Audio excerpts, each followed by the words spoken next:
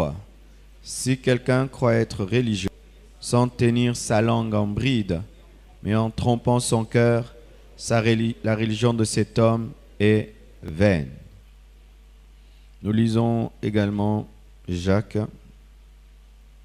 3, versets 2 à 12. Jacques 3, 2 à 12. Vous y êtes? 1, 2, 3. Nous branchons tous de plusieurs manières. Si quelqu'un ne branche point en parole, c'est un homme parfait, capable de tenir tout son corps en bride. Si nous mettons dans la bouche des chevaux pour qu'ils nous obéissent, nous dirigeons ainsi leur corps tout entier. Voici, même les navires qui sont si grands et que poussent les vents impétueux sont dirigés par un très petit gouvernail au gré du pilote. De même, la langue est un petit membre et elle se veut grande chose. Voyez comme un petit feu peut embraser une grande forêt. La langue aussi est un feu, c'est le monde de l'iniquité. La langue, c'est parmi nos membres, suyant tout le corps et enflammant le cours de la vie, étant elle-même enflammée par la gêne, sont domptées et ont été domptées par l'homme. Mais la langue, aucun homme ne peut la dompter. C'est un mal qu'on ne peut réprimer. Elle est pleine d'un venin mortel. Par elle nous bénissons le Seigneur notre Père, et par elle nous maudissons les hommes faits à l'image de Dieu. De la même bouche sortent la bénédiction et la malédiction. Il ne faut pas, mes frères, qu'il en soit ainsi. La fait-elle jaillir par la même ouverture l'eau douce et l'eau amère? Un figuier, mes frères, peut-il produire des olives ou une vigne des figues? De l'eau salée ne peut pas non plus produire de l'eau douce. Que Dieu bénisse sa parole.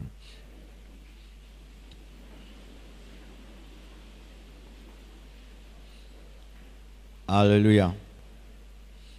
Un message très important ce matin. Alléluia. Et que Dieu nous donne l'onction de l'annoncer. Bien-aimés frères et sœurs, si aujourd'hui nous sommes là en train de parler de ce sujet très important, c'est parce que l'utilisation de la langue fait partie de la sanctification. Quelqu'un qui se sanctifie sans se sanctifier en parole ne se sanctifie pas. Et quand vous lisez Jacques, nous venons de lire, on dirait que c'est une fatalité, que c'est impossible de dompter la langue.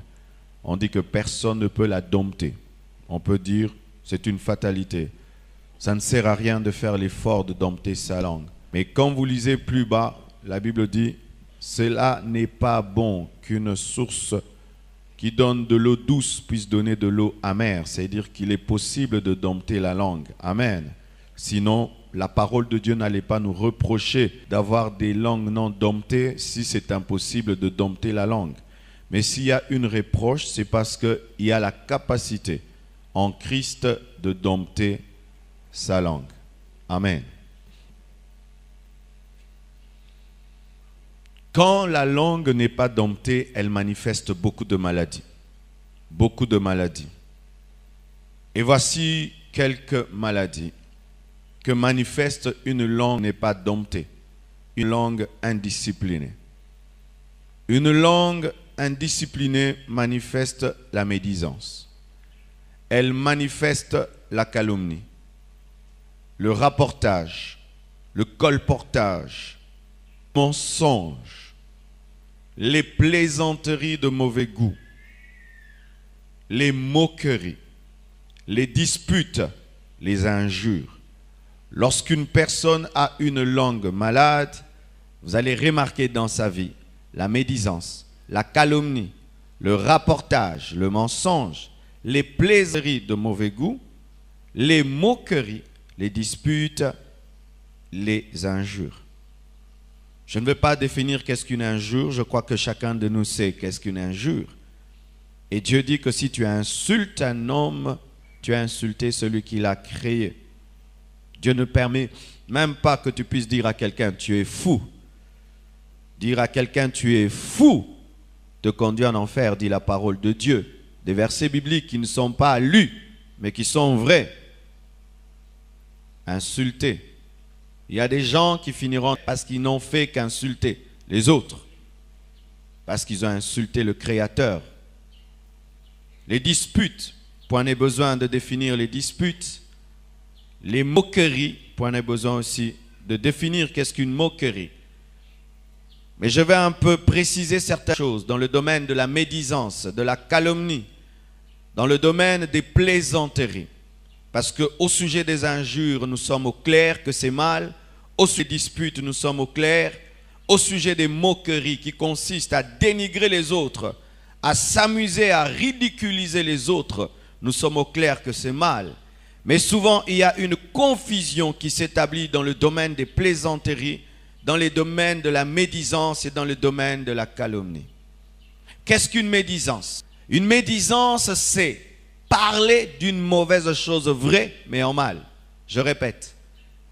Médisance, c'est le fait de parler d'une mauvaise chose qui est vraie, mais en mal. Exemple. Quelqu'un vole et tu vas raconter partout qu'il a volé. C'est vrai qu'il a volé. Mais quand tu es allé raconter partout qu'il a volé, quel était ton but? Détruire davantage sa réputation. Ce n'était pas qu'il change, qu'il soit transformé, mais détruire davantage sa réputation. Tu as médit. Même si la personne fait le mal, tu as péché. Parce que souvent nous croyons que nous avons le droit de faire le mal aux gens qui mal. Je répète, souvent nous pensons que nous avons le droit de faire le mal à ceux qui ont fait le mal. Mais il a engrossé, je n'ai fait que le dire, je n'ai fait que le dire. Est-ce que c'est moi qui ai engrossé? Il a engrossé, j'ai dit qu'il a engrossé. Où est le péché? Tu as médit. La chose n'est pas fausse, la chose est vraie, mais est-ce que tu as le droit d'aller répandre partout que tel a engrossé? Différemment, la calomnie. La calomnie consiste à parler d'une chose qui est fausse, qui est inventée et qui n'est pas vérifiée. Je répète, c'est le fait de parler d'une chose qui est fausse, une chose qui est inventée, une chose qui n'est pas vérifiée, une chose pour laquelle tu n'as pas d'épreuve. Mais tu affirmes une chose, tu n'as pas de preuve. Tu n'as pas vu, tu n'as pas entendu, tu n'étais pas là, mais tu peux confirmer une chose comme si tu étais là. Calomnie. Aussi le fait d'inventer, parce qu'il y a des gens qui sont appelés calomniateurs, c'est d'ailleurs la nature du diable. Il peut dire une chose sur toi que tu n'as pas faite et il la répand partout comme si tu l'as faite. Tu vois quelqu'un, tu dis, ça c'est une prostituée. Pourquoi? La manière dont elle est habillée. Elle doit être une prostituée. Tu l'as déjà vu se prostituer? Non. Tu l'as déjà rentré en train de se prostituer? Non. Mais seulement tu vois, du coup tu dis, ça doit être une prostituée. Calomnie. Une autre chose, la plaisanterie. Souvent dans les églises actuelles, la plaisanterie est devenue une source de péché. Les chrétiens aujourd'hui aiment tellement blaguer. Rire des chrétiens moins sérieux. Ce n'est pas que nous sommes contre la joie. Mais d'où provient la joie? Des blagues. Des conversations malsaines, conversations qui ne sont pas dignes des enfants de Dieu. Et on peut blaguer sur le défaut de quelqu'un, on peut blaguer sur un malheur qui est arrivé à quelqu'un, on peut commencer à rire au sujet d'une mésaventure qui est arrivée dans la vie de quelqu'un. Et les chrétiens aujourd'hui, certains même dans les églises, sont reconnus comme étant des grands blagueurs. Après un message comme celui-ci, donné avec tout son cœur et tout son sérieux, le blagueur attend la fin du culte pour lancer une blague au sujet du message pour que les gens rient et perdent l'esprit de méditation. Et les gens peuvent être dans des retraites, ils ne font que rire, blaguer, rire. Ils vont même dans des retraites sur des montagnes, là-bas ils sont en train de plaisanter. Nous sommes incapables de rire par le Saint-Esprit. Nous ne rions que par des plaisanteries et surtout des plaisanteries de mauvais goût. Au point que même dans les églises, nous nous donnons des surnoms. Des surnoms. Frère Zaché, sœur ceci, frère cela. Chacun un surnom dans l'église donné par un groupe de blagueurs. Et tous ces groupes de blagueurs, j'aimerais vous parler, vous êtes dans le péché. Vous êtes dans le péché. Qui vous donne le droit de donner aux gens des noms dans les... Qui vous donne le droit de vous asseoir pour faire que rire sur les gens? Pensez-vous que c'est le Saint-Esprit de Dieu qui vous amène, qui vous conduit? Vous pensez que c'est l'Esprit de Dieu, c'est la plénitude de l'Esprit qui vous amène à vous asseoir, non pas pour partager sur la parole de Dieu, rire sur les gens, rire, blaguer, blaguer, rire. Aucune révélation, aucune parole, aucune prophétie, aucune vision, aucun songe, rire, blaguer, donner de nom aux gens. Les gens attendent le ciel et seront étonnés de rater l'enlèvement, pensant que c'est seulement l'impudicité qui fait qu'on rate l'enlèvement.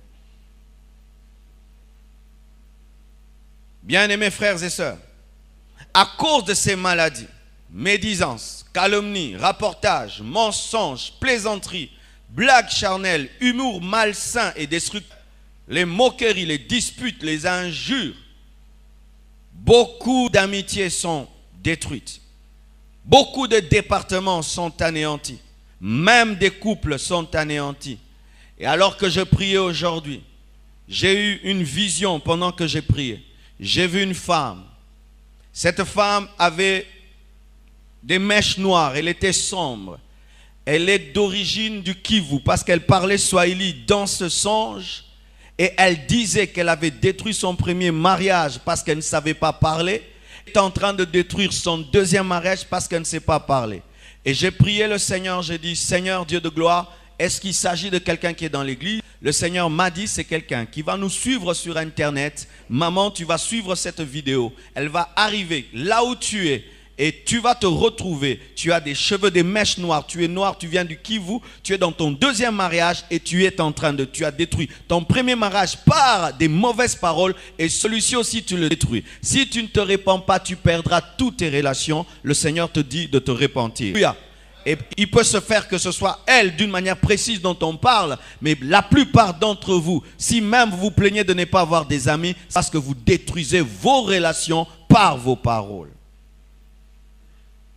Des amitiés anéanties, des départements, des couples, des collaborations qui prennent fin à cause de l'indiscipline de la langue, des églises qui sont divisées, des ministères qui sont divisés à cause de l'indiscipline de la langue. Et que dit la Bible au sujet de la langue? Voici ce que la Bible dit de la langue, et c'est terrible ce que la Bible dit de la langue. Lorsque vous lisez le livre de Jacques, vous direz, mais tout ça rien que pour un petit membre.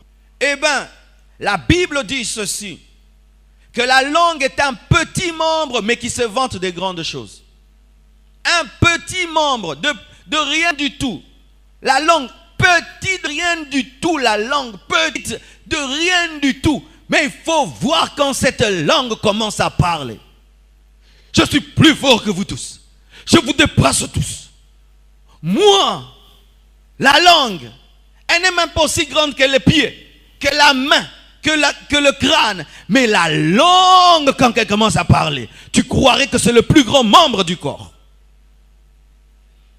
C'est impossible qu'un homme soit vantard sans la langue. La langue se vante des grandes choses alors qu'elle est toute petite. C'est pourquoi il y a des hommes, tant qu'il n'a pas parlé, tu ne le connais pas. Tant qu'il n'a pas encore ouvert sa bouche, tu ne le connais pas. Le petit membre ne s'est pas encore manifesté. Mais quand il ouvre sa bouche, tu te dis, oh, mais il est orgueilleux à ce point. Un petit membre qui se vante des grandes choses. Des hommes, des présidents qui ont parlé comme s'ils étaient éternels, qui ne mourront jamais. Une petite langue, mais rien qu'une petite maladie. KO. Parle encore. La langue. Que Dieu me tue. Si Dieu existe, que Dieu me tue. Je défie Dieu. La langue. Je ne le ferai pas.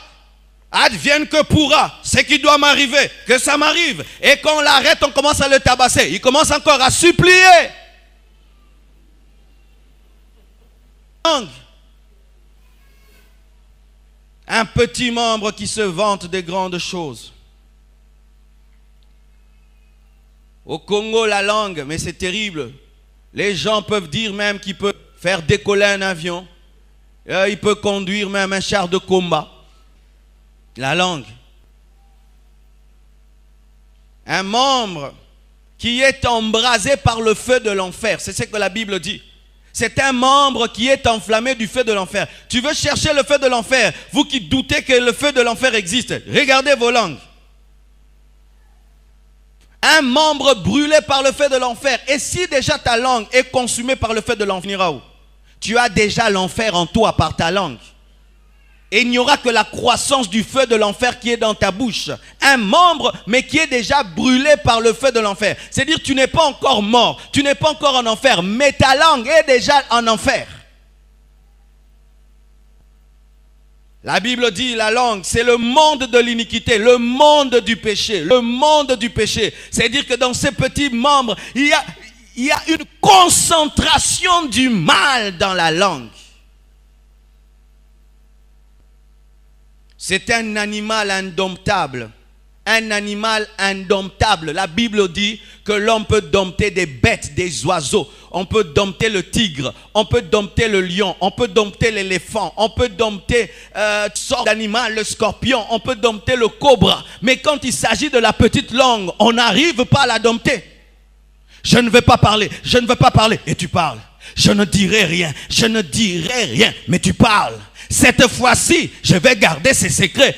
Mais tu retrouves en train de parler. Je ne veux plus critiquer. Je ne veux plus critiquer. Avec tous les problèmes que j'ai eu la fois passée, je vais arrêter. Mais tu te retrouves en train de critiquer. Mais tu peux dompter un lion, dompter un tigre. Mais ta petite langue, tu n'arrives pas à la dompter. Un membre indomptable.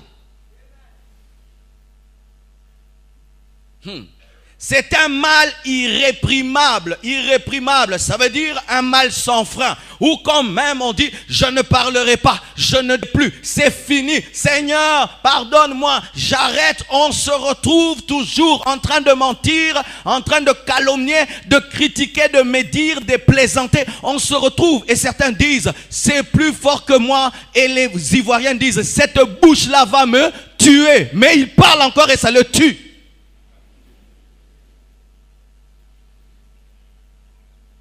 C'est un membre plein de venin mortel. Ça veut dire autant vous craignez l'aspic, autant vous craignez la morsure du serpent, la langue de l'homme est aussi comme une langue de serpent. Langue de serpent. Et même dans la culture des hommes, quiconque vit dans la médisance, on dit qu'il a une langue de serpent. Quiconque détruit les autres par ses paroles a une langue de serpent. Le serpent, quand il te mord, il détruit ta vie. Et celui qui vit dans la médisance et la calomnie, il détruit aussi les vies comme un serpent. C'est un petit membre, petit, qui souille tout le corps.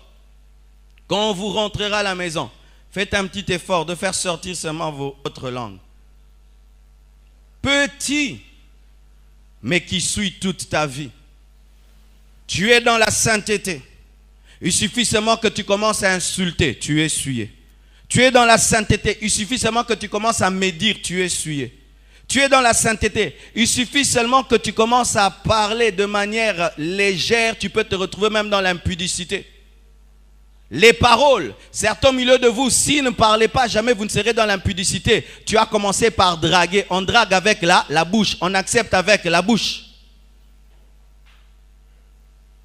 Un petit membre, mais qui souille tout ton corps. Ça veut dire que si tu gardes une sainteté de tes mains, une sainteté de pieds, une sainteté de tout, mais si tu n'as pas la sainteté de ta bouche, la petite langue a souillé tout ton corps. C'est ce que dit la parole de Dieu. Encore, c'est le gouvernail de nos vies. Et Dieu nous donne l'exemple d'un grand navire. Le bateau est grand, mais qu'est-ce qui dirige le grand bateau qui affronte des vents impétueux? C'est un petit gouvernail, une toute petite chose, mais qui dirige tout un bateau. Même quand nous prenons même une voiture, une grande voiture, tu vois un grand camion remorque, mais qu'est-ce qui dirige le camion? Un tout petit volant. Et ton membre, ta langue, c'est ça le volant de ta vie, le volant de ta vie. Et si tu prends à la légère ton volant, n'est-ce pas que tu te retrouves dans le ravin? Tu peux dire, un tout petit volant, c'est quoi? Fais seulement ça, mourir. Quand j'ai appris à conduire, j'ai respecté mes mains et j'ai respecté le volant. Et je disais, mais j'ai ma vie entre mes mains. Donc si je fais ça, je meurs. Je fais ça, je meurs. Et si tu parles comme ça, tu meurs. Tu parles comme ça, tu meurs. Parle tout droit. Si on pouvait comprendre ça. Et aussi, un gouvernail, mais peut ramener une cargaison d'or, peut ramener une cargaison de diamants, mais peut aussi ramener une cargaison de bombes. Un petit membre, mais qui peut amener jusqu'à accoster. Et quand tu accostes, qu'est-ce qui sort? Des munitions, et une guerre commence. Pourquoi certaines guerres ne commencent pas tant que le bateau n'est pas arrivé? Parce qu'il y a des munitions. Et ta guerre va commencer quand tu ouvriras la bouche. Tu es là à la maison, tu rumines, on te fait le mal, tu rumines. Tu es en train de faire quoi? Les containers. Tu rumines, je veux dire ça, container. C'est stock, non, tonité, container. Quand c'est plein, allez, maintenant on y va. Tu arrives, tu le vois, bah, tu libères l'onction.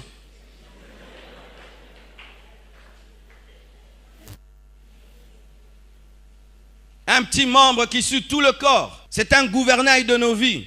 C'est une source, amen, une source, et c'est aussi une épée. Et un homme un jour a prêché la compassion, je ne sais plus c'est qui, il a dit, lorsque tu ne sais pas utiliser ta langue, la langue est comme une épée à double tranchant. C'est-à-dire si tu ne l'utilises pas bien, tu l'amènes là, elle te coupe là, tu l'amènes là, elle te coupe là. Et il dit qu'en vision, il a vu des gens qui avaient des mâchoires coupées parce qu'ils ne savaient pas parler. Quel est l'état de ta bouche? C'est coupé là, coupé là. Quand tu médites, tu coupes. Quand tu calomnies, tu coupes. Et une fois, j'ai eu une vision. Des gens qui vivent dans les médisances. Ils ont des bouches comme des toilettes.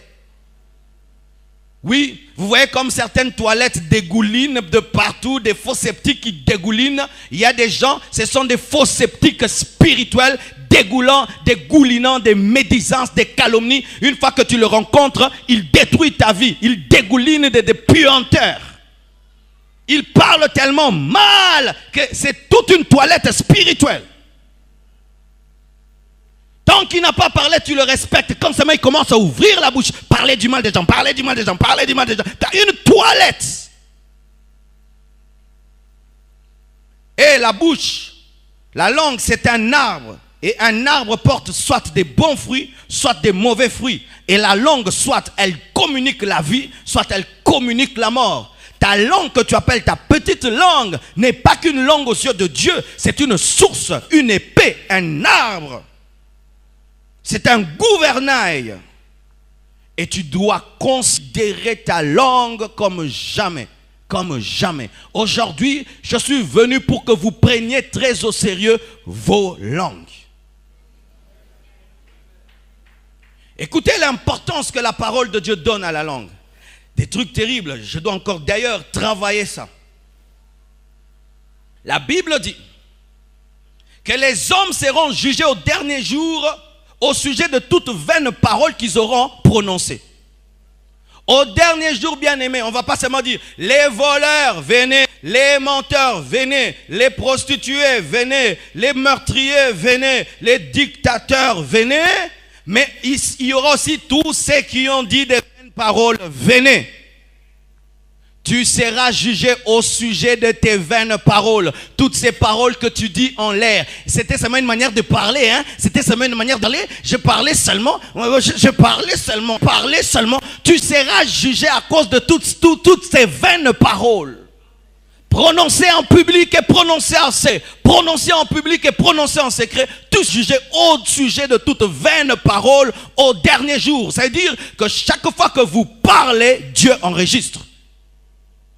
Chaque fois que vous parlez, Dieu enregistre. La Bible nous dit que Myriam et Aaron parlaient et Dieu a entendu leur conversation. Quand vous causez, Dieu enregistre vos paroles. Les hommes même ont dit, les murs ont des oreilles.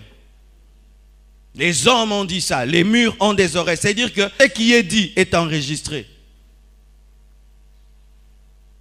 Les hommes seront jugés au dernier jour au sujet de toute vaine parole qu'ils auront prononcée. Et la Bible dit dans le livre de Proverbes que la vie et la mort sont au pouvoir de la langue. Les gens veulent vivre, mais les gens ne parlent pas bien. Je veux vivre, mais je parle mal. Je veux vivre, mais je parle mal. Mais si tu veux vivre, parle bien. La vie et la mort sont au pouvoir de la langue. Tu veux mourir par le mal, tu veux vivre par le bien. C'est par la parole que les cieux et la terre ont été créés, que l'univers a été créé. Mais aussi c'est par la parole que tu détruiras ta vie.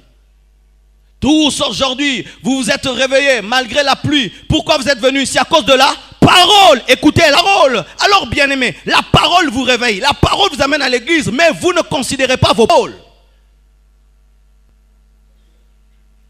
La vie et la mort sont au pouvoir de la langue. Vous tous qui n'utilisez pas bien vos langues, vous êtes en train de mourir. Mourir financièrement, spirituellement, matériellement, socialement. Vous êtes en train de mourir. Quiconque ici est dans la médisance, les calomnies, les colportages, les plaisanteries, tu es en train de tuer ta vie.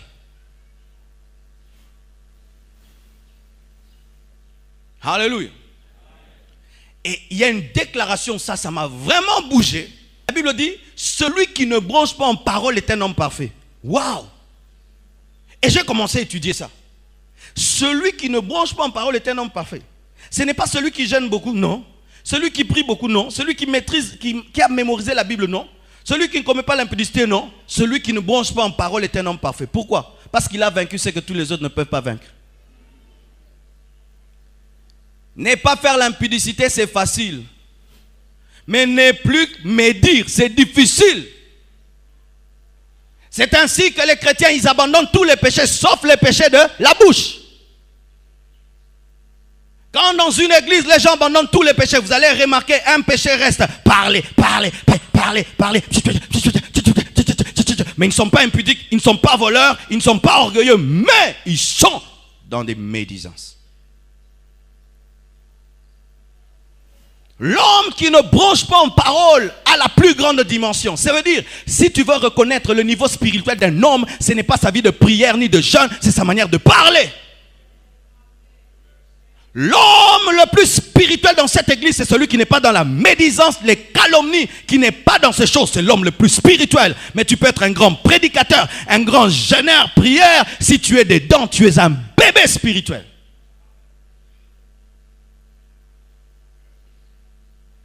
Alléluia. Écoutez maintenant ceci. Si quelqu'un, la Bible dit, tient en bride sa langue, si quelqu'un plutôt ne tient pas en bride, c'est-à-dire ne discipline pas sa langue, il se trompe lui-même et sa religion est vaine. Waouh! Dites, sa religion est vaine. Quelqu'un qui ne discipline pas sa langue, ses prières sont vaines. Ses jeûnes sont vains. Ses offrandes, ses dîmes, zéro. C'est ce qui est écrit dans la Bible.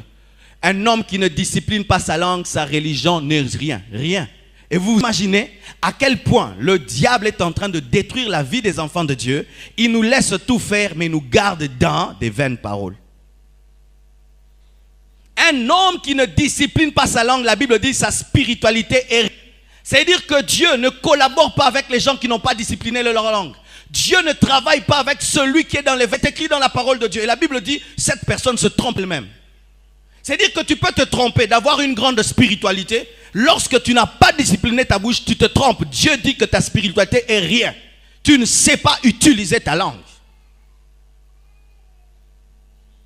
Et là, nous cherchons des dimensions d'onction, des prophéties, des miracles, des prodiges. Mais quelle est notre discipline de la langue? Ça, on ne s'en occupe pas. Nous voulons beaucoup de choses, alors que dompter la langue, nous ne l'avons pas encore fait. Commence par là. Alléluia. Écoutez ceci, mes frères. Qu'est-ce qui cause l'indiscipline de la langue? Dis ça à ton voisin. La Bible dit ceci. Car c'est de l'abondance du cœur que la bouche parle. La langue n'est qu'un déversoir du cœur. Ce qui remplit le cœur, c'est ce qui sort dans la bouche. Si le cœur est rempli de bonnes choses, ce sont des bonnes choses qui sortent. Et si le cœur est rempli de mauvaises choses, ce sont des mauvaises choses qui sortiront. C'est pourquoi quand tu parles et qu'on te juge en fonction de tes paroles, ne dis pas « je blaguais ». Non, c'était de l'abondance de tes blagues que tu as blagué. Alléluia. Pourquoi vous me jugez sur base de mes paroles? Mes paroles, ce n'est pas moi. La Bible, l'abondance de ton cœur qui révèle tes paroles. Tu as parlé parce que tu t'es rempli de ces choses-là. Il n'y a pas une différence entre l'homme et ses paroles. Tu es tes paroles. Ta parole, c'est toi. Parce que ta parole n'est que le fruit de ton abondance. Quelqu'un m'insulte. Et puis je dis, tu m'as insulté. J'ai blagué. Moi, je t'aime beaucoup. Non. Ton cœur est rempli de haine envers moi que tu as fini par m'insulter. Parce que jamais t'insulter quelqu'un si tu n'es pas rempli des insultes. C'est-à-dire que bimi. C'est pourquoi on dit que si quelqu'un t'insulte quand il est ivre à Kanakio.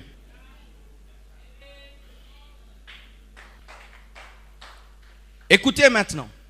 Cette parole révèle qu'il n'y a jamais des paroles vaines et que les paroles sont toujours produites par quelque chose. Et voici la première chose qui emmène l'indiscipline de la langue, le manque d'amour. Dis ça, manque d'amour. Le manque d'amour. Remarque que tu ne parles jamais du mal des gens que tu aimes beaucoup. Au contraire, tu leur trouves toujours des qualités. Même s'ils ont des défauts, tu leur trouves toujours des qualités. Partout, tout le monde voit le mal, toi tu trouves toujours le bien. Mais quand tu remarques dans ta vie que tu as toujours tendance à parler du mal d'une personne, vérifie, tu ne l'aimes plus. Remarque, quand tu es amoureux de quelqu'un, tu lui trouves toujours des qualités. Mais tout le monde dit, il n'y a rien. Tu trouves toujours quelque chose parce que tu l'aimes. C'est pourquoi tu ne parles pas du mal. Donc aussi, tu parles du mal parce que tu n'aimes plus. La personne que tu critiques là, en soi, tu ne l'aimes pas. C'est pourquoi tu la critiques. Parce que le jour que tu vas l'aimer, tu vas commencer à voir ses qualités parce qu'elle a aussi des qualités. Lorsqu'on cesse d'aimer quelqu'un, on trouve toujours des défauts dans sa vie. Il y a un temps, j'étais avec quelqu'un, il parlait tout le temps du mal du président, tout le temps du mal du président. Et puis tout d'un coup, il s'est approché de lui. Et il était engagé. Il faut voir comment il a commencé à le louer. Il est tombé amoureux.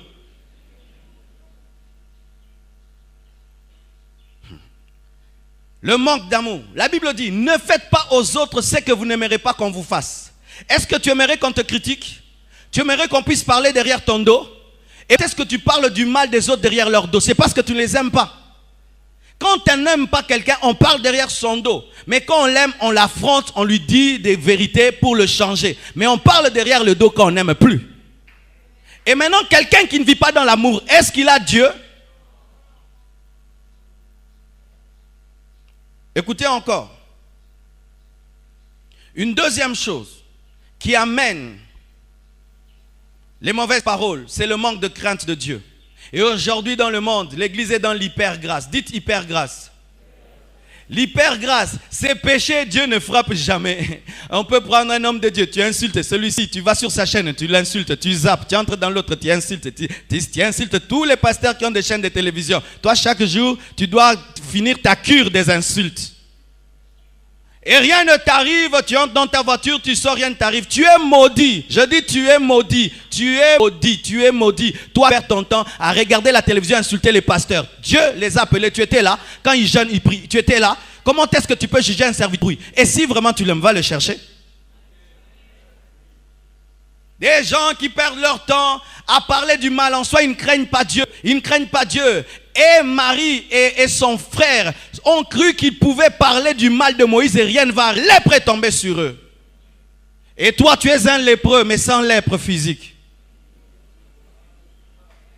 Des lépreux qui s'ignorent, des maudits qui s'ignorent. Parlant du mal des ouans. Tu sais combien d'heures j'ai fait pour prier? Combien de temps ici? Qu'est-ce que j'ai fait en secret? Tu ne sais pas. Comment est-ce que tu peux parler du mal de quelqu'un qui est un mystère? Même les gens dans le monde, quand ils veulent se battre contre quelqu'un, ils doivent l'étudier. Étudier l'équipe adverse, l'autre. Comment est-ce qu'il fait? Maintenant, tu ne connais pas l'autre, mais tu le combats. Mais tu es vraiment, vraiment un insensé. Peux-tu aller en guerre contre un fantôme?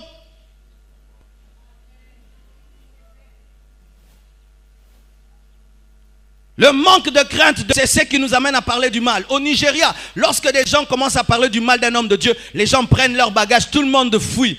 Même si ce que tu dis est vrai, on te laisse avec tes choses qui sont vraies.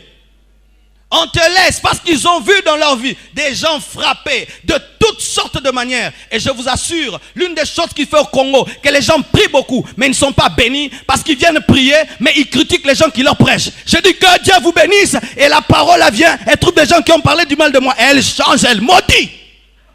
Je n'ai pas dit pour rire. J'ai pas dit pour rire. C'est vrai. Tu te prives de nourriture, tu jettes, tu pries. Oh Seigneur, utilise-moi pour les bénir. Mais eux, là-bas, ils parlent du mal, ils parlent de mal. Moïse est allé au sommet de la montagne pour le peuple. Quand il est descendu, il ne les a pas trouvés en ordre. Il les a maudits. L'onction qui devait les profiter les a maudits. Manque de crainte de Dieu, manque de respect pour les serviteurs de Dieu, manque de crainte de Dieu. Et je ne parle pas que les serviteurs de Dieu, parce que vous pouvez tomber dans le piège de commencer à parler du bien des hommes de Dieu, mais entre vous, vous vous détruisez. Il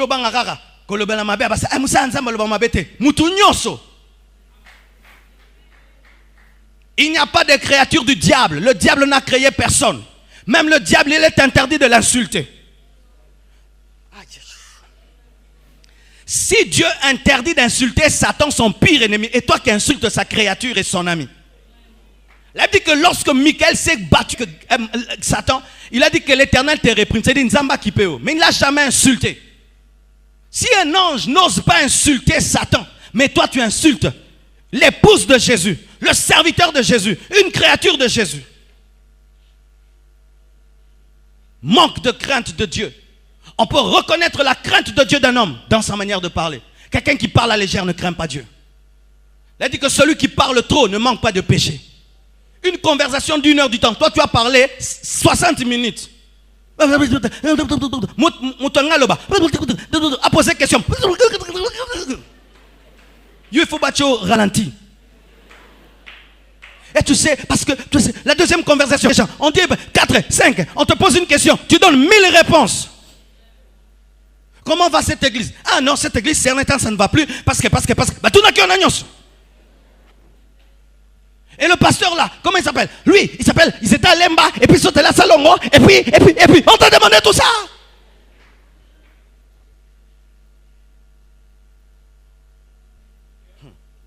Ayez peur des gens qui connaissent tout. C'est sûr qu'ils critiquent beaucoup. Et on leur donne des informations. Parce que comment est-ce que tu peux être à la maison chez toi, tu n'es pas du KGB, tu connais tout. Vous allez remarquer que les gens qui vivent dans la sainteté dans une église ne connaissent pas beaucoup de choses. Mais ceux qui sont dans le péché, ils sont au courant de tout. Parce qu'ils vivent dans les critiques. Tu ne te promènes pas, tu ne payes personne pour avoir les informations. Parce qu'on paye les informations, mais toi tu ne payes rien. Tu as les informations. Pourquoi? Tu vis dans les... Les gens viennent te livrer la marchandise à domicile.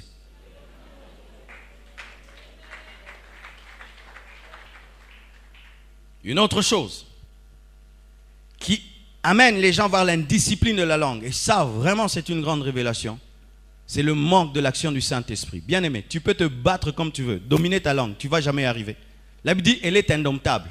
Seul le Saint-Esprit peut dompter la langue. C'est lui le champion, c'est lui le maître. C'est lui qui peut purifier la langue d'Ésaïe et d'enlever le mensonge de sa bouche. Tu as besoin du Saint-Esprit. Certains au milieu de vous, vous ne voulez plus vivre dans médisance, mais il y a quelque chose qui vous pousse toujours. La mauvaise nature que vous avez héritée d'Adam. Mais il y a quelqu'un qui est venu rien que pour cette nature-là. Il s'appelle le Saint-Esprit. Et il n'est pas une puissance, il est Dieu, il est une personne. Si tu peux dire, Saint-Esprit, je te donne ma langue. Comme on donne un cheval sauvage à un dresseur. Prends ma langue qui n'est pas domptée et dresse-la. Et tu vas commencer à te retrouver. Quand les gens parlent mal, tu n'as plus rien à dire. Ça commence à t'énerver. Quand les gens commencent à critiquer, toi tu commences à parler du mal. Pourquoi? Ta langue était domptée par le plus grand dresseur de langue, le Saint-Esprit. Il est impossible de vivre dans la sanctification sans le Saint-Esprit. Les efforts, la discipline personnelle ne suffisent pas. Il te faut collaborer avec Dieu et lui offrir ta langue. Aller prier et libérer.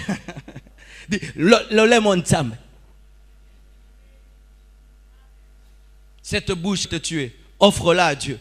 Nous offrons nos cœurs, offrons tout, mais pas nos langues. Offrez au Saint-Esprit vos langues, qu'il domine sur vos langues. Et l'une des choses encore qui amène les gens à vivre dans l'indiscipline, c'est le manque de connaissance. Il a dit, mon peuple périt parce qu'il lui manque la connaissance de la parole. Bien aimé, si tu médites tout le temps la Bible, les versets qui parlent de la langue, tu vas arrêter de médire. Prends, va dans la Bible, cherchez tous les versets qui parlent de la bouche et de la langue. Mets-les sur un papier. Commence à lire tous les jours. Tu vas voir comme tu vas arrêter. Nous médisons pas cette parole de Dieu. Tu vois un tien, il ne lit jamais la Bible, il ne connaît pas la parole de Dieu. Et il peut se permettre de dire ça, de dire ça, de dire ça, de dire ça. Il pense que ce n'est pas mal, alors qu'il est en train de se charger de malédiction. Cherchez à connaître la parole, à connaître les Écritures. Et dans la parole de Dieu, tu vas trouver l'Esprit de Dieu et la vie de Dieu qui va guérir ta langue. Tu vas remarquer que depuis que tu as cessé de méditer la parole de Dieu, tu tombes dans les médisances. Mais quand tu es tout le temps proche des Écritures, tu ne tombes pas dans les médisances. Pourquoi? Dans la parole de Dieu, il y a un esprit de sainteté qui va te dire non, ne dis pas ça. Pourquoi tu as dit ça? Ne le dis plus. Tu as détruit l'autre lorsque tu as parlé. Ne dis plus cela. Il faut lire la parole de Dieu. Et d'autres tombent dans ce péché parce qu'ils n'ont rien à faire. Dis rien à faire.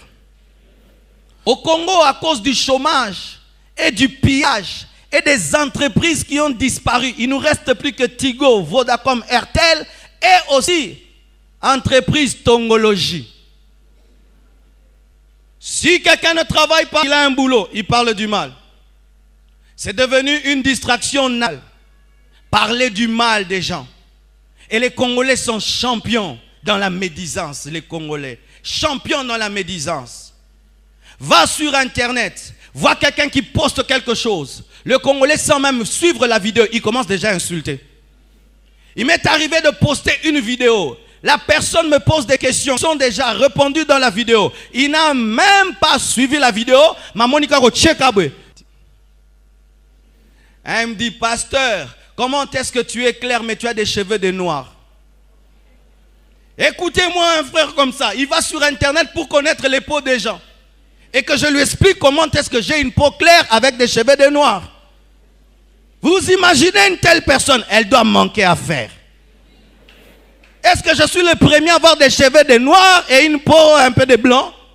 Il en a déjà vu, mais lui, il dit que ça l'intrigue. Ça l'intrigue. C'est-à-dire qu'à mon avis, choco. Mais c'est ce qu'il voulait me dire. Et ça doit être quelqu'un qui manque à faire. Bien-aimé, si tu n'as rien à faire, va dormir dans la sainteté. Va dormir dans la sainteté. Dors, tu n'as rien à faire, tu dors. J'ai rien à faire, je dors. Je ne veux pas pécher, je dors. Pourquoi tu dors? Je ne vais pas pécher. Parce que quand tu n'as rien à faire, va chez tel, et tu vas avec toutes tes marchandises, de tout ce que tu as appris, va chez tel. C'est pourquoi la Bible dit que les femmes qui ne font rien, qu'elles cherchent à travailler. Parce que la plupart des temps, ce sont les femmes qui tombent dans les médisances, parce que ce sont les femmes qui restent à la maison et qui ne travaillent pas. Mais quand les hommes sortent, ils sont devant leur ordinateur, ils n'ont pas le temps. Mais la femme qui est restée de 8h à 20h, tongologie, tongologie, tongologie. Ils ont même des rendez-vous de tongologie.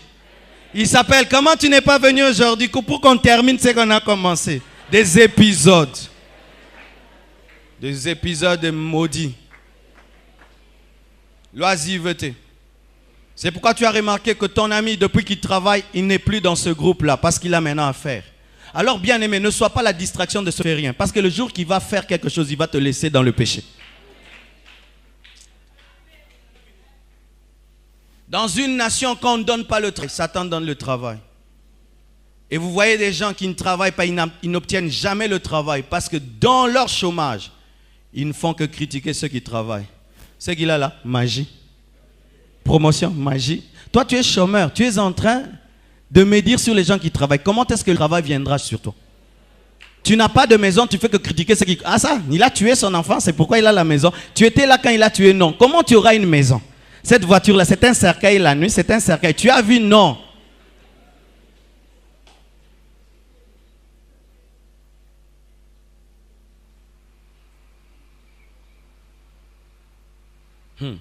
Les gens d'ailleurs qui critiquent ensemble et qui sont assis l'un à côté de l'autre.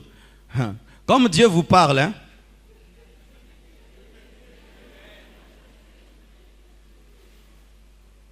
Car les gens critiquent même sur le chemin de l'église. Quand ils arrivent, ils arrêtent, ils prient, ils reprennent encore. Comme une sorcellerie qui a été laissée hors de l'église. Ah, tu as développé. Développer.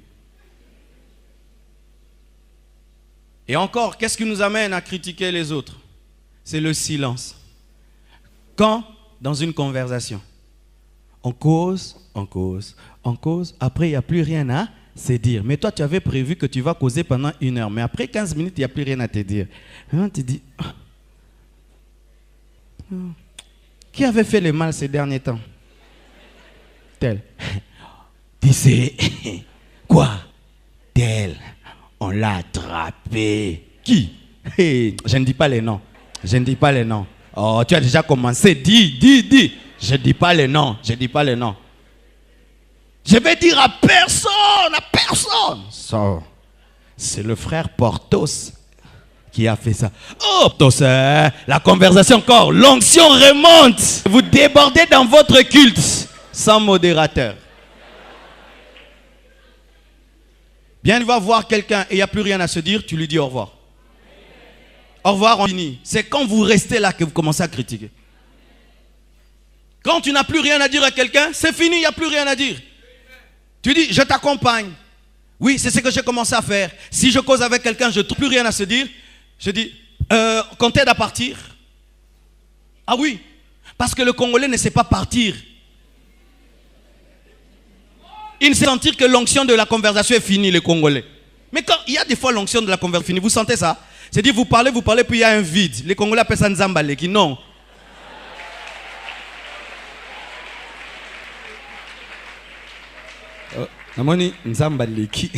C'est-à-dire Kende. On n'a plus rien à se dire. C'est quand on commence maintenant à forcer la conversation. Et comme nous savons que quand on parle du mal des gens, on est très inspiré que quand on parle du bien. Vérifie. Va voir quelqu'un pour lui parler de quelqu'un. Il ne va pas beaucoup parler. Tu sais, tel frère, il est très organisé. Il vient de construire sa maison. Et tu sais, le frère Arsène, oh, tu sais, en une année, il a déjà un bébé. Je te dis aujourd'hui, malgré la pluie, il y avait des gens jusque dehors. Mais dis-lui qu'à la compassion, les gens ne sont plus partis. C'est là, non, c'est là. Bah, tu vas sous-souté. Déménagement n'est simité. Sorcier. Tu es un sorcier diurne. Pourquoi est-ce que vous aimez beaucoup les mauvaises nouvelles? Vous n'aimez pas les bonnes nouvelles. Parce que vous avez des mauvais cœurs, des mauvais cœurs, des mauvais cœurs, des mauvais cœurs.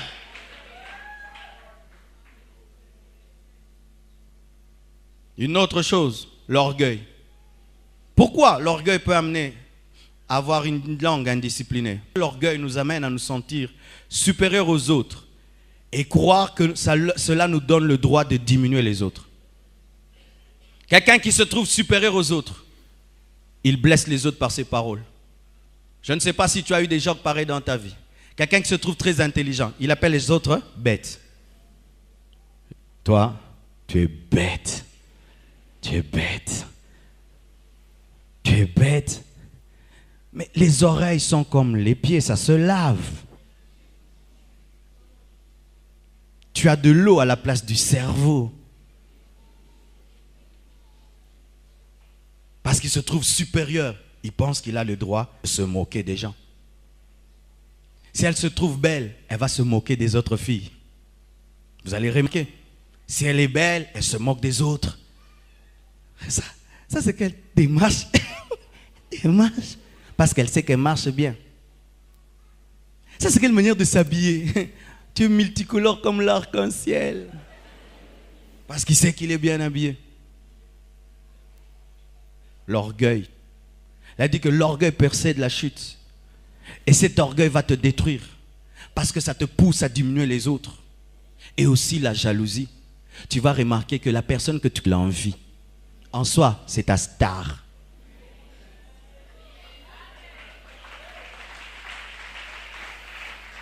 Quand on était des enfants, si tu remarques, c'est moi un garçon qui aime tout le temps taper une fille. Il est amoureux, mais il ne sait pas lui dire.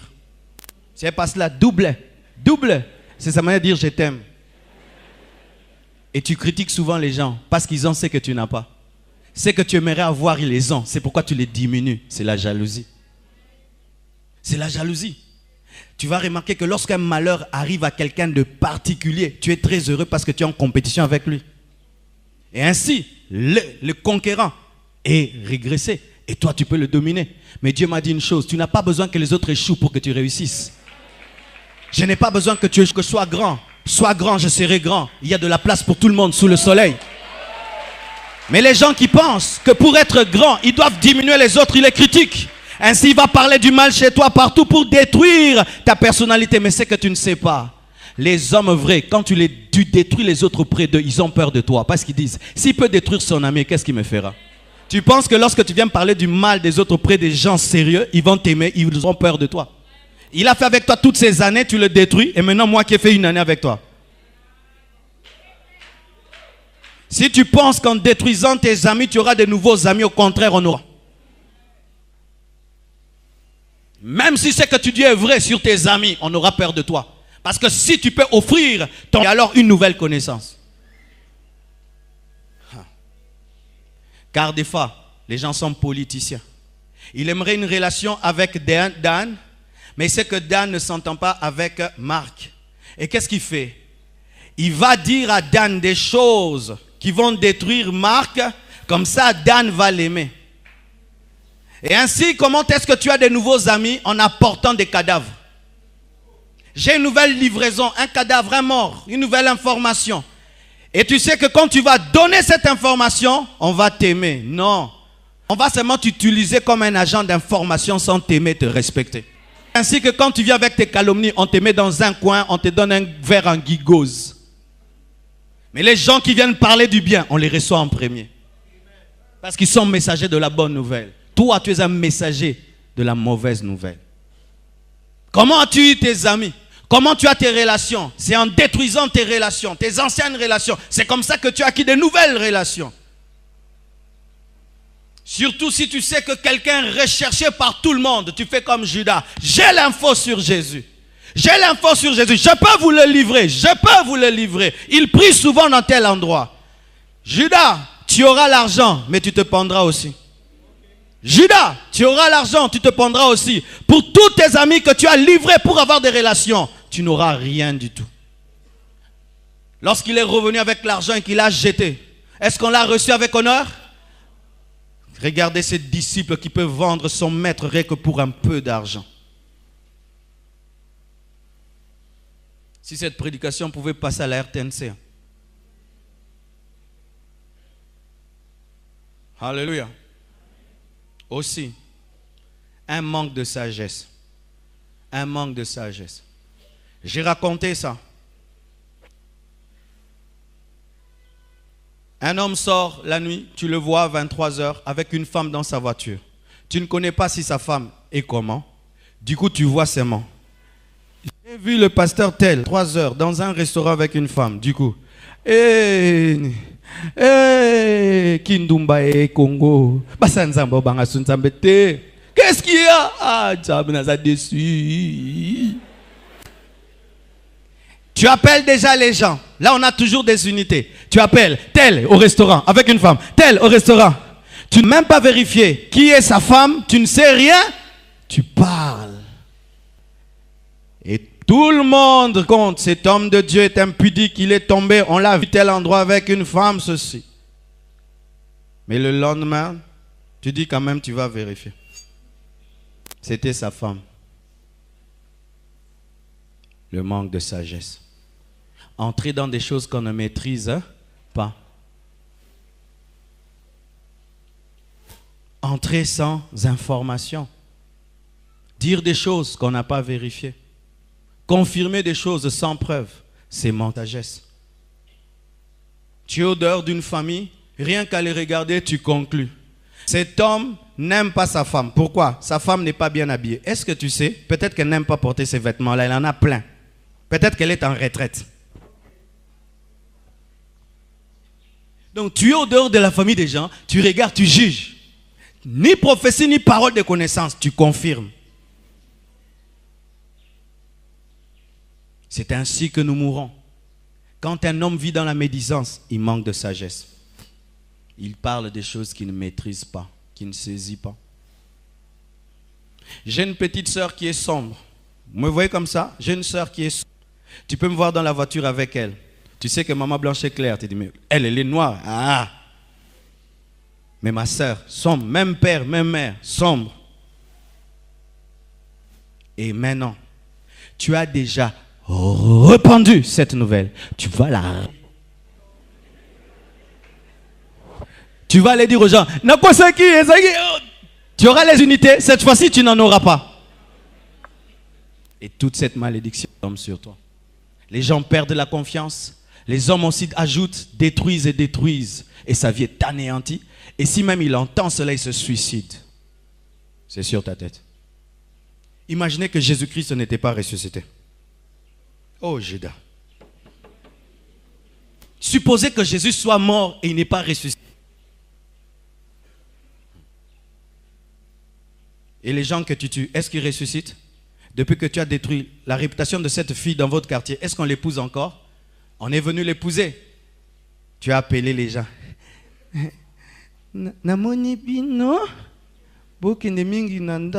on m'a dit en français.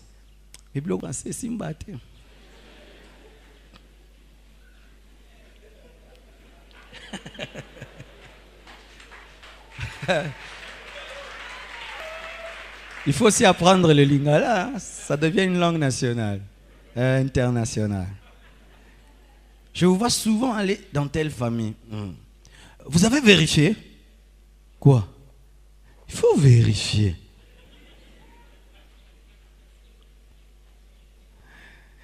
Est-ce que tu sais ce qui se passe dans cette famille-là? Non. Ah! Que Dieu vous ouvre les yeux, hein? Et tu pars. Est-ce que cette personne va se marier encore là? Et tu l'as fait combien de fois? Tu l'as fait combien de fois? Quelqu'un s'attache à un autre pendant un temps et commence à lui faire du bien. Tu viens. Je te vois souvent avec tel. Mais, tu sais, il y a des gens qui sont comme Jonas. Quand il entre dans ton bateau, hein, il y a la tempête. Hein, ça peut être Jonas. Tu l'as fait combien de fois? Combien de fois tu as découragé les gens dans des relations? Combien de fois? Et qu'est-ce que tu as fait après? Rien. Et tu penses que Dieu ne l'a pas vu? Et tu penses que c'est fini? Dieu va te demander des comptes. Des songes, il est devenu grand. Joseph, le père de Jésus-Christ, a eu des songes, il a sauvé Jésus. Mais tes songes ne sont là seulement que pour détruire la réputation des gens, mais ça n'arrange pas ta vie. Tu n'as que des rêves qui détruisent la vie des autres. Mais tu n'as pas des rêves qui te protègent, qui te gardent et qui t'élèvent. Tes rêves, c'est seulement ndoki, ndoki, ndoki. Mais pas les rêves, je dois commencer un business, et puis tu fais le business, on voit que le rêve s'est accompli. Tes rêves, c'est seulement détruire la réputation des gens. Il est dans les mystiques, il est dans la magie, il est dans le ceci. C'est tout ce que Dieu te montre. Tes rêves, ça, tu n'as pas des rêves plus grands. Toi qui dis que tu rêves, tu vois toujours. Montre-moi la qualité de ta vie. Parce qu'on reconnaît un prophète par l'accomplissement de ses prophéties. Maintenant, ça ne s'accomplit jamais. Mais quand il s'agit du mal, c'est Dieu.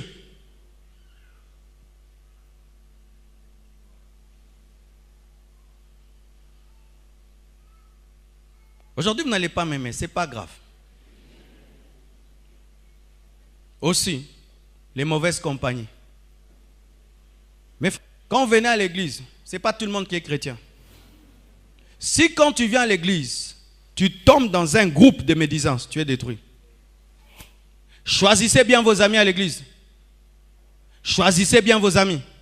Et même, tu as le droit de quitter un groupe lorsque la seule chose qu'on sait faire dans ce groupe, c'est parler du mal. Vous avez le droit, bien-aimés. Les mauvaises compagnies. Il y a des gens qui n'étaient jamais dans la médisance. Mais comme ils ont attrapé le venin de la médisance dans un groupe, ils sont devenus des champions. Et lorsqu'on est dans un groupe de médisance, c'est comme un lit Kelemba. Dans le lit Kelemba, chacun doit apporter sa contribution. On est dans un groupe de médisance, il y a une alliance. Comment tous on parle du mal, toi si tu ne parles pas? Il faut parler parce que tu vas nous accuser. C'est comme des sorciers. Moussuninos Kotolieta.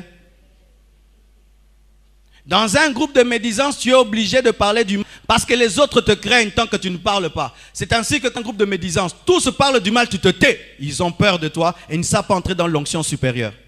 Parce qu'ils ne savent pas si tu es avec eux. Ils doivent se rassurer. Quand maintenant tu commences à me dire, ah, ils parlent, parce que tu as aussi dit quelque chose, ils peuvent dire que toi aussi tu avais dit.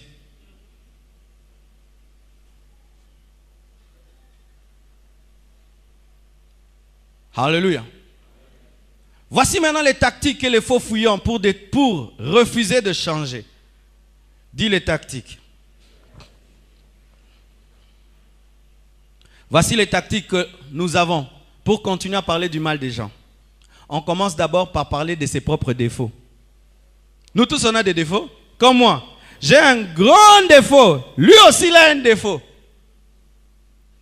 Comme ça, tu diras, j'ai parlé du mal de moi et puis j'ai parlé de lui. Mais si tu parles du mal de toi, est-ce que tu dois parler du mal des autres?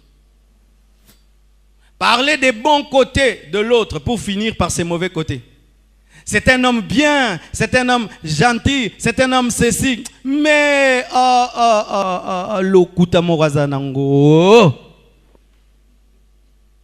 et les gens oublient tout le bien. Ils s'arrêtent au mal. Et d'autres, ils parlent du mal de toi. Et quand il sent qu'il a trop fait du mal, il amène un peu de couche de vernis de bonnes choses. Lui, un grand menteur, mais très gentil, très serviable, ces grands menteurs.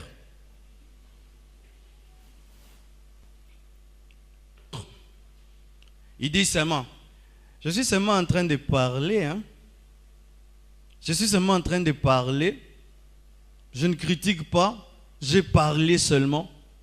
Et d'autres maintenant, il dit c'est une requête de prière. Ah, vraiment, il y a quelque chose qui me bouleverse. J'aimerais qu'on prie pour ça. Ce frère-là, un escroc, voleur, vraiment douga kougwete au Django. Lui dépasse, ce frère-là. Mais je suis venu qu'on prie, hein. Et ils vont parler, ils ne vont même pas prier. Et puis, Seigneur, au nom de Jésus, Amen. Vous avez prié? C'était une requête.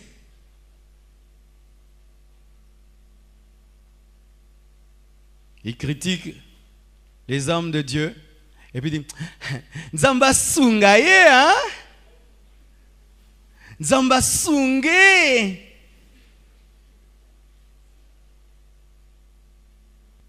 Là pour calmer la conscience.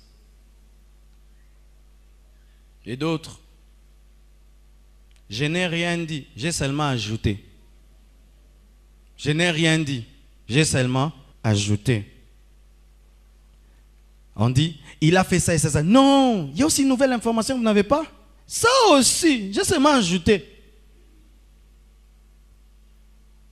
Toi, tu ajoutes seulement. Et d'autres, ils disent, soyez prudents avec tel. Ils soupçonnent chez les autres, ils disent, moi, j'ai rien dit. Mais nous savons tous en français que quand tu dis soyez prudents, ça veut dire il n'est pas digne de confiance. Il ne faut pas te donner comme ça, hein? Sois réservé. Ça veut dire il n'est pas digne de confiance. Alléluia. Et qu'est-ce que cela fait?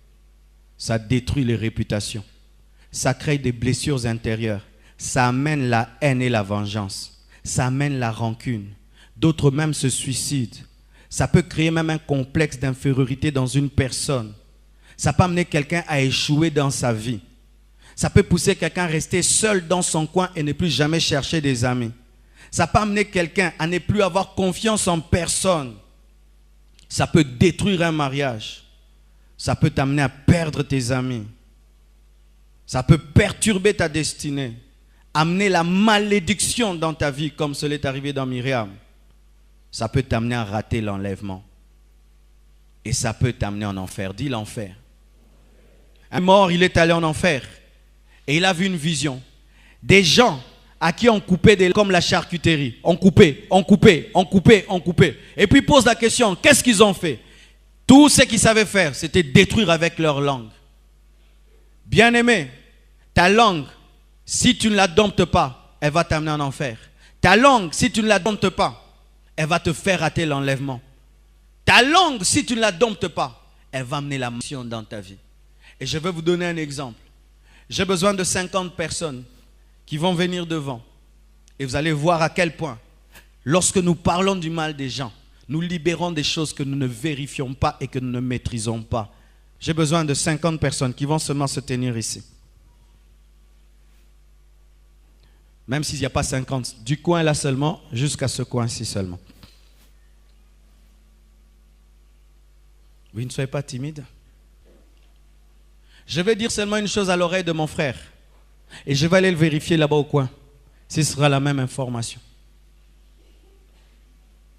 On a dit, Le frère An était un frère qui prie dans toutes les églises. Mais on ne sait pas qu'il entre, quand est-ce qu'il était baptisé, ni affermi, quand est-ce qu'il donne les offrandes et les dîmes. Le frère An, on a dit. On a dit. Tu as vu le frère An? Mais il dit toujours. On a dit, le frère on a dit, frère on l'a jamais vu présent que nous tous. Jamais baptisé ni affermi.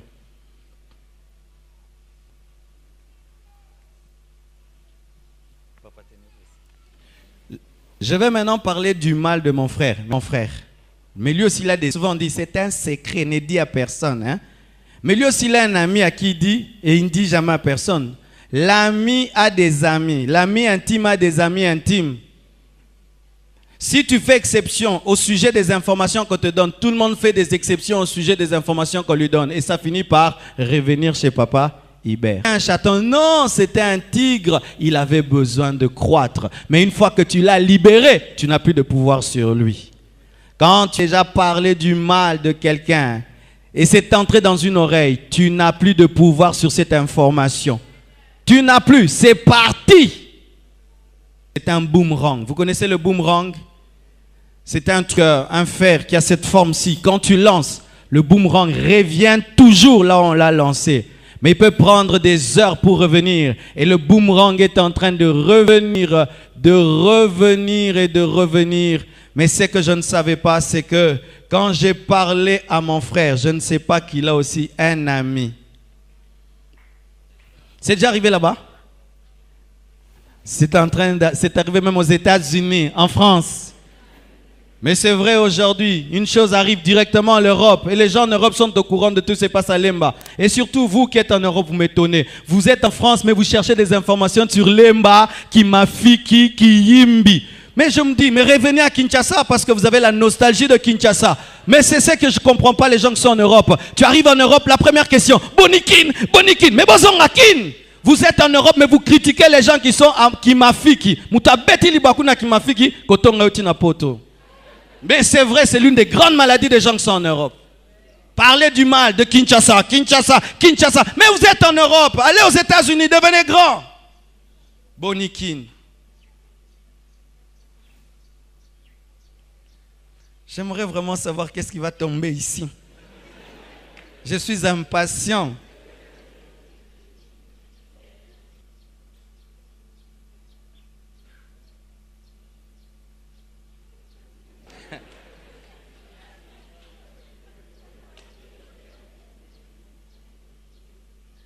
Est-ce que moi j'avais dire comme ça?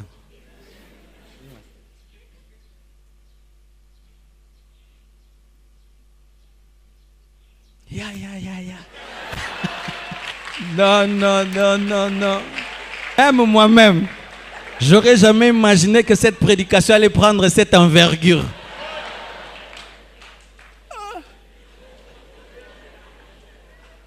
La sœur dit, Nazana Lilobate. C'est une église au Nazana Lilobate. J'avais dit ça. Papa Hibert à la takabiente, biloko ya lati et simbakaite.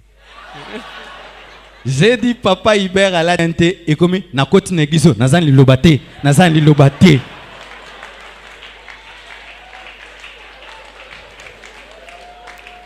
Et c'est ça qu'on fait. Je l'ai vu avec une fille. Ça arrive ici. Il a engrossé. Ça arrive ici. À Longoli 7e. Azakutu magicien ya munena bomakabana. Kutu yemote famina bangomo bimba bomakabana. Maintenant, cette information que tu es en train de véhiculer quelqu'un, elle est à quel niveau? Où ici? C'est très insensé quand maintenant quelqu'un t'amène une information, tu ne sais pas d'où ça vient et du coup tu véhicules. Qu'est-ce que tu véhicules? Nakotaki liloba oyo, liloba zate. Mais kunezai bongo. Tu es en train de véhiculer des choses. Et j'étais étonné un jour. Toute la ville de Kinshasa dit qu'un jour, la sœur Laure Mbongo a eu des problèmes avec Tchala Moana, c'est connu, qui lui a manqué du respect. Et tout le monde a dit ça et nous le croyons. Un jour, je suis... L'émission là, tout était courtois. Est-ce que tu la connais? Oui, je la connais. Et qu'est-ce que tu dis de l'autre? Et l'autre dit, je t'encourage dans la musique, sois près de ton mari et tout. Tout était bien. Mais Kinshasa a dit que La sœur a dit qu'elle ne l'a jamais vu et l'autre lui a dit, comme tu habites tel endroit, c'est normal. Et c'est ce que dit tout le monde. Et quand seulement tu vois la sœur là, orgueilleuse. Vous voyez comment nous péchons? Vous voyez comment nous péchons? Vous voyez comment nous détruisons des vies? Mais sache ceci. Si ta langue peut donner la mort, peut donner la vie. Au lieu de parler du mal des gens, prêche l'évangile, enseigne la parole, console les gens, unit les gens, réconcilie les gens, chante des cantiques. Si un gouvernail peut permettre à une cargaison de bombes d'arriver, un gouvernail peut permettre aussi à une cargaison de diamants, d'or d'arriver, bien-aimés. Utilisez votre langue pour consoler. Il y a tellement de gens qui ont besoin d'entendre seulement « je t'aime ». Je t'aime, de lui dire tu es beau, tu es un homme bien, tu es formidable. Il y a tellement de gens qui ont besoin d'entendre cela. Et au lieu que tu utilises ta langue pour détruire, construis une maison au ciel avec ta langue. Adore le Seigneur, gagne les âmes, fais du bien. Et au dernier jour, tu auras une récompense. Si ta langue peut faire du mal, elle peut faire du bien. Elle peut faire du bien. Faites du bien avec votre langue. Et chaque fois que quelqu'un vient pour que tu critiques, décide de parler du bien de cette personne. Oh, tel est mauvais. Il a des bonnes qualités.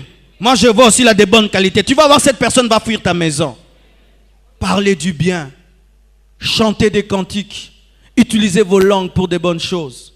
Et imagine qu'elle entend des choses sur Papa Hubert. Et au lieu d'ajouter quoi que ce soit, elle vient et dit: j'entends qu'on dit des choses sur toi, mais moi je trouve que tu es une bonne personne. Ils seront amis pour la vie. L'une des choses qui a fait que cet homme qui était paralytique pendant 12 ans et personne pour le jeter, c'est parce qu'il n'avait pas des bonnes relations sociales. Et des fois ton problème dure dans ta vie parce qu'en soi tu as détruit tous tes Jonathan et tes David. Toutes les personnes qui pouvaient t'aider ont appris un jour que tu les as critiqués derrière leur dos. Elles t'ont abandonné. Mais elles ne te le disent pas. Que les hommes critiqués gardent tout dans le cœur, mais ne disent pas, mais prennent que des décisions. Et tu vois, tout d'un coup, personne ne t'aide. Tu chasses les démons. Il n'y a pas de démons. Tu dois arrêter de parler du mal des gens. Parce que ça finit toujours par revenir. Ça finit toujours par revenir. Bien-aimés frères, lorsqu'ils grandissent, l'une des maladies dans les grandes églises, c'est ça les maladies des grandes églises. Quand il y a des gens, plus il y a des choses à dire. Ne perdez pas votre temps, vous asseoir, parler de tel couple, de telle personne. Vous avez déjà beaucoup de problèmes comme ça. Concentrez-vous sur vos vies. Et si vous voulez parler, parlez du bien. Consolez les gens. Transformez les vies. Soyez des sources de vie, des sources de joie et de paix. Et vous n'aurez jamais à rougir de vos paroles. Car quand le mal que tu dis arrive aux oreilles de celui-là et qu'il a le courage de t'affronter. Un jour, j'ai parlé du mal d'un homme de Dieu. Dans ma prédication, il se donnait un grand nom et je l'ai cassé. Comment elle s'appelle comme ça? Orgueil de titromanie. En ce temps-là, quand j'étais un jeune pasteur, je ne savais pas que dans l'église, tout le monde vient. Et ses cousines étaient là. Et les cousines sont allées dire aux cousins: notre pasteur t'a dit que tu es orgueilleux. Tu te donnes des titres. Des big ceci, big cela. J'ai parlé du mal à Kinshasa. Je suis allé à Matadi. Lui aussi est allé à Matadi. Et on avait un ami commun. Et on s'est retrouvés à table à Matadi, face à face. Et il mangeait. Et il me dit: Marcelo, oui, j'ai appris que tu m'as cassé dans votre église. J'ai dit: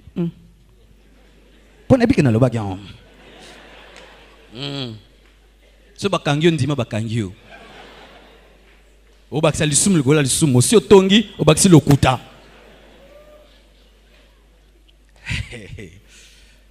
Et puis il dit: j'ai appris que tu m'as cassé, que tu as dit que je me donne un grand nom, que je suis orgueilleux. Mes cousines prient chez toi. J'ai cherché à demander à l'église: où sont ces cousines? Maintenant il m'explique. Tu sais, je ne me suis jamais donné ça.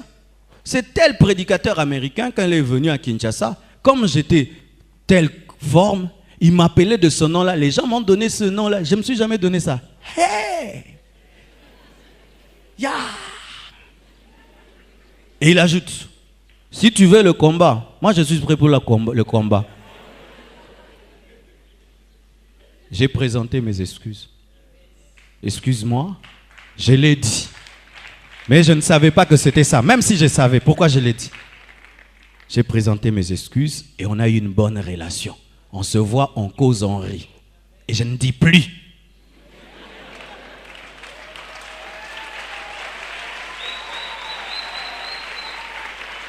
Vous connaîtrez la vérité vous affranchira.